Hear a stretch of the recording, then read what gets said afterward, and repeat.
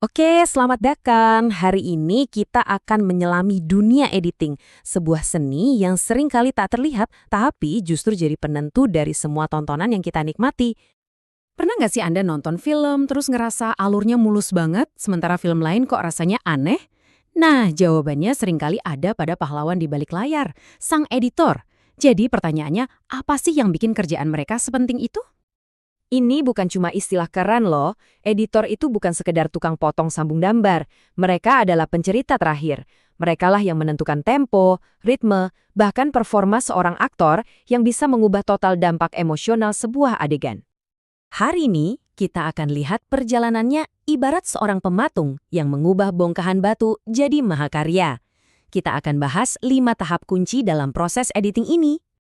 Oke, kita mulai dari bagian pertama ya. Kita coba bedah dulu apa sih sebenarnya editing itu? Intinya sih ya, editing itu memang merakit potongan-potongan gambar. Tapi ini jauh lebih dalam dari sekedar potong dan tempel. Ini tentang memilih shot terbaik dari puluhan take, membentuk sebuah penampilan, bahkan menciptakan momen yang mungkin nggak pernah benar-benar terjadi di lokasi syuting. Biar kita lebih menghargai teknologi sekarang, kita perlu sedikit nostalgia. Dulu, editor itu bekerja pakai kaset. Kalau mau ubah urutan, ya harus benar-benar dipotong dan disambung secara fisik. Itu namanya editing linear. Bayangin deh, nulis ulang paragraf tapi nggak ada copy-paste. Nah, untungnya sekarang ada software non-linear. Kita bebas bereksperimen, mindahin adegan cuma dengan satu klik. Ini benar-benar merevolusi cara kerja kreatif mereka. Sebelum Tomatung mulai memahat, studionya harus rapi dulu kan? Sama halnya dengan editor. Bagi mereka, manajemen data yang super teliti itu adalah segalanya.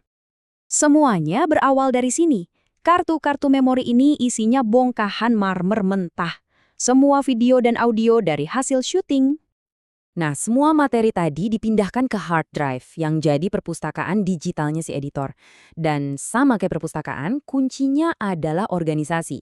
Kalau berantakan, nyari satu shot yang pas, itu bisa kayak nyari jarum di tumpukan jerami.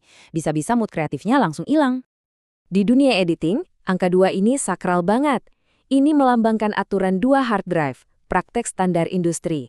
Satu hard drive buat kerja, dan satu lagi adalah salinan identiknya, buat cadangan. Ini bukan karena paranoid ya, tapi ini soal profesionalisme. Kehilangan hasil kerja berbulan-bulan cuma gara-gara hard drive rusak, itu mimpi buruk semua editor. Oke, studionya udah rapi. Sekarang saatnya sang pematung mulai bekerja, memahat cerita dari tumpukan gambar mentah. Inilah kanvasnya. Software editing modern ini adalah studio digital tempat ribuan keputusan dibuat. Setiap potongan, setiap transisi, setiap efek, itu semua adalah sapuan kuas yang membentuk narasi finalnya. Proses editing visual ini biasanya dibagi jadi 2 fase besar, offline untuk membangun kerangka cerita, dan online untuk memolesnya sampai kinclong. Oke, kita bedah tahap offline ya. Pertama, sinkronisasi, yaitu menyatukan gambar dan suara yang direkam terpisah. Lalu, perakitan, di mana adegan disusun kasar sesuai naskah. Dari sini, lahirlah rough cut. Di tahap ini, fokusnya murni ke cerita, nggak peduli soal teknis. Terakhir ada fine cut, di mana tempo dan ritme diasah, struktur cerita dikunci sebelum masuk ke tahap polesan akhir. Nah, setelah ceritanya terkunci, baru kita masuk ke tahap online. Disinilah polesan akhir ditambahkan. Color grading untuk membangun mood emosional, lalu grafis dan efek visual dimasukkan. Kenapa ini dilakukan terakhir? Karena prosesnya berat banget secara teknis. Anda nggak mau kan capek-capek warnain adegan yang akhirnya malah dibuang? Sebuah patung bisu mungkin keren, tapi suaralah yang benar-benar memberinya nyawa dan emosi. Ini dia kekuatan suara. Ia membangun dunia di luar layar. Suara kunci di balik pintu, sirene dari kejauhan, derit lantai. Suara-suara kecil ini bikin dunia film jadi terasa nyata dan hidup. Proses pengerjaan suara ini berlapis-lapis, mulai dari spotting, yaitu nonton filmnya dan nandain di mana butuh efek suara atau musik. Terus, editor dialog membersihkan suara yang direkam di lokasi. Setelah itu, baru efek dan musik ditambahkan. Terakhir, tahap mixing, menyeimbangkan semua elemen ini, biar dialognya nggak ketutup sama suara ledakan misalnya. Jadi, lanskap suara yang baik itu adalah hasil keseimbangan dari 3 elemen utama ini. Dialog yang membawa cerita, efek suara yang membangun dunia, dan musik yang memainkan emosi kita.